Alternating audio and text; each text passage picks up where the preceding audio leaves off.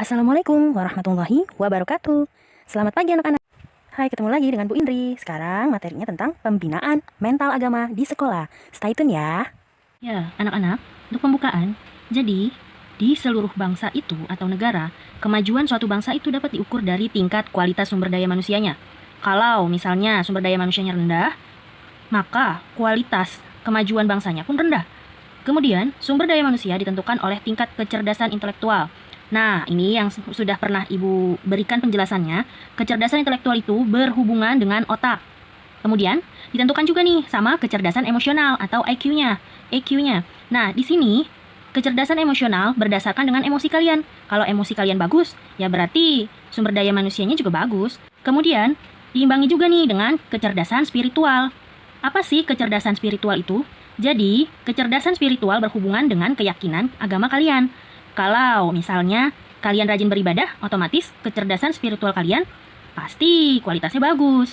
Lalu, dari ketiga hal ini harus berkembang secara seimbang supaya nih diperolehnya sumber daya manusia dengan kualitas yang menyeluruh atau kualitas yang bagus itu menyeluruh, nggak cuma setengah-setengah aja. Lalu, permasalahan sosial seperti rendahnya moral, pergaulan bebas, tawuran, menyontek, mencuri, dan sifat-sifat negatif lainnya, itu semua mencerminkan proses pendidikan selama ini, yang masih belum mendapatkan hasil yang lebih besar dan memadai untuk kecerdasan spiritual atau SQ dan kecerdasan emosional atau EQ. Maka, permasalahan sosial ini harus diatasi supaya tidak ada lagi tuh perilaku-perilaku negatif. Semua hal tersebut harus dilakukan saat melakukan pendidikan keagamaan, bisa di sekolah ataupun bisa di rumah.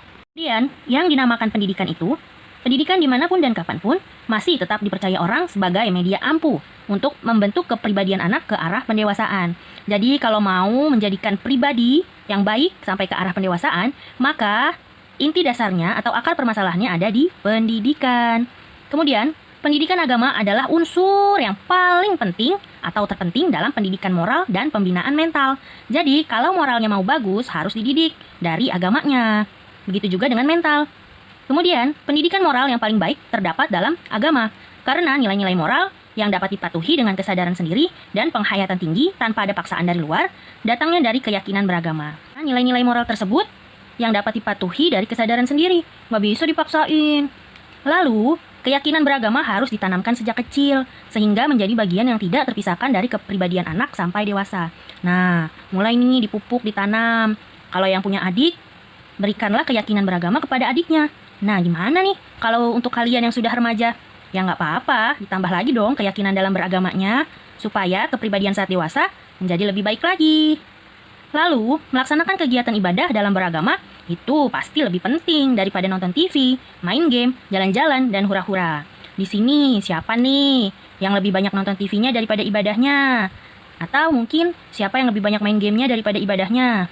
Atau kebalikannya nih, ibadahnya lebih bagus daripada nonton TV dan main game.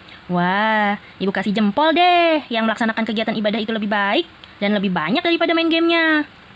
Ya, anak-anak, kita lanjut lagi nih.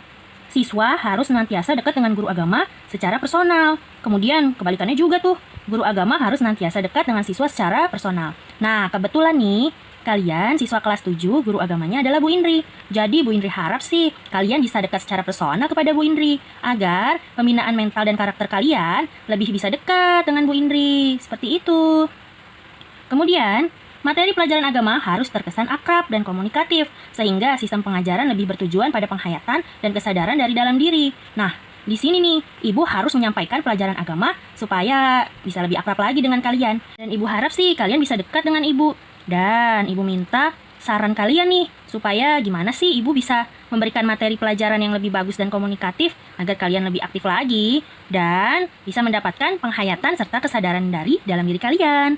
Nah, hal tersebut dapat dilakukan oleh siswa melakukan kegiatan peribadatan dalam rangka penghayatan makna ibadah, atau siswa dapat terjun langsung dan turut merasakan penderitaan yang dialami masyarakat kecil sebagai upaya menanamkan rasa solidaritas sosial.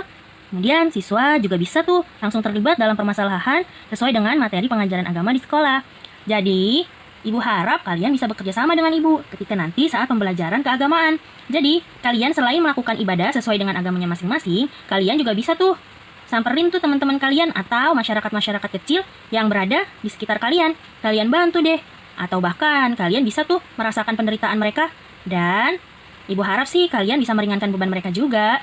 Kemudian nak, penanaman nilai keagamaan yang paling penting itu harus ada keterpaduan unsur keluarga, lingkungan masyarakat, kebijakan pemerintah dalam menanamkan semangat beragama di kalangan masyarakat, khususnya remaja. Siapa yang remaja? Kalian kan sudah masuk masa remaja nih. Agar terciptanya generasi muda yang berkualitas. Jadi, penanaman nilai keagamaan bukan cuma guru aja tuh yang memberikan, tapi orang tua, lingkungan masyarakat, dan kebijakan pemerintah juga bisa menanamkan nilai keagamaan kepada kalian.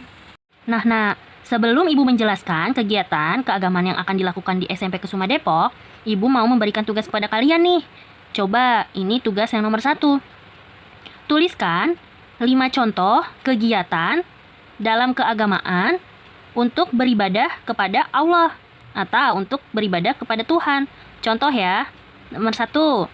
Misalnya, sholat 5 waktu. Nah, jadi kalian berikan 5 contoh kegiatan ibadah keagamaan yang langsung berkaitan dengan Tuhan Yang Maha Esa. Kemudian, untuk soal nomor 2, berikan 5 contoh kegiatan keagamaan yang berhubungan dengan masyarakat sekitar. Ibu contohin ya, misalnya, Ibu memberikan sedekah kepada fakir miskin. Nah, jadi kalian memberikan contoh lainnya dalam hal kegiatan keagamaan kepada masyarakat sekitar. Paham kan? Oke, kalau sudah paham, kalian nanti setelah video ini selesai bisa langsung mengerjakan tugasnya. Bagi yang tidak mengerti, WhatsApp Ibu saja, nanti akan Ibu balas. Lanjut nih, ini adalah kegiatan yang akan kita lakukan nanti saat dalam pembelajaran, khususnya dalam pelajaran pendidikan agama Islam. Jadi di SMP Kesuma Depok akan membuat kegiatan keagamaan dalam hal ibadah dan penanaman keimanan. Khususnya tadi ya, di mata pelajaran Ibu, mata pelajaran pendidikan agama Islam, kegiatan tersebut ialah kegiatan amalan ibadah yang harus dilakukan setiap harinya. Nah, amalan ibadah ini ada amalan ibadah yang langsung kepada Allah dan amalan ibadah kepada sesama manusia. Ada 2 macam nih ya tipenya. Kemudian, bagi siswa yang non-muslim, diwajibkan untuk beribadah setiap minggunya sesuai dengan ajaran agamanya masing-masing. Jadi, Ibu harap sih kalian, para siswa non-muslim, tetap melakukan kegiatan agamanya ya. Udah deh nak. Sekian dari Ibu, semoga bermanfaat. Terima kasih. Wassalamualaikum warahmatullahi wabarakatuh. Tetap semangat. Dadah.